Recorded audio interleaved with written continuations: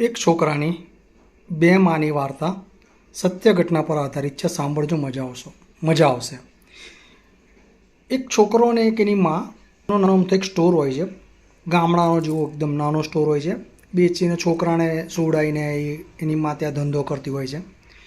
ત્યાં એક શેઠાણી રોજે આવતી હોય છે. ત્યાંથી નાની નાની વસ્તુ, જીવન જરૂરિયાતની વસ્તુ ત્યાંથી ખરીદતી હોય છે. બહુ પૈસાવાળી પાર્ટી હોય છે. એને બી છોકરો રમાડતો હોય છે. શેઠાણીનો કોઈ છોકરો નહીં હોતો. છોકરાનું નામ વિજયને રોજ રમાડતી હોય છે.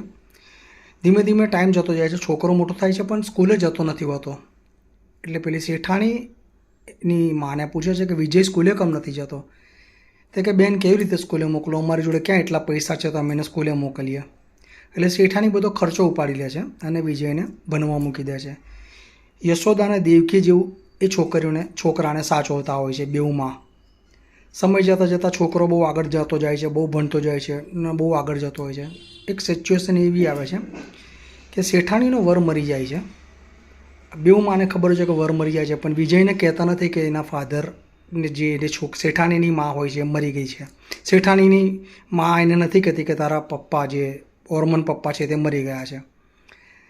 પેલાને ભણાઈ ગણાને મોટી છે. પેલી ઓરિજિનલમાં એ શેઠાણીને કે આપણે કહી દઈએ વિજયને કે આવો પ્રોબ્લેમ છે, પૈસાની તકલીફ છે, તમને હવે બહુ પ્રોબ્લેમ થાય છે, આગળ એની જાતે એના ખર્ચા ઉપાડે. પણ શેઠાણી ના પાડે છે કે વિજયની ઓરિજિનલ માને કે તું વિજયને કશું ના કહીશ, હું એને ભણાવીશ. બધું વેચી કાઢીને છોકરાને ભણાવે છે. છોકરો કલેક્ટર લેવલ સુધી પહોંચી જાય છે. બહુ ભણીને આગળ આવે છે. એની ઓરિજિનલ માને મળે છે. ઓરિજિનલ મા એને બધું કહે છે. છોકરો રડે છે.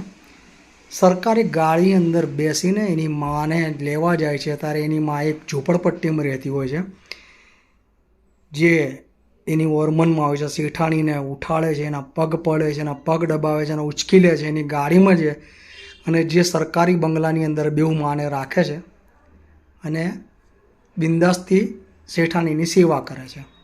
વાર્તા ટૂંકી છે, બહુ મોટી હતી પણ મેં તમને શોર્ટમાં સમજાવી. ટૂંકમાં જ્યારે માની લાગણી હોય ને, એ કોઈનું પણ છોકરું હોય, મા એ મા છે, એ કદી એની લાગણી મળતી નથી. મારો વિડીયો ગમે હોય તો લાઈક, શેર, સબસ્ક્રાઈબ કરજો. ચાલો કાલે મળીએ. જય શ્રી કૃષ્ણ.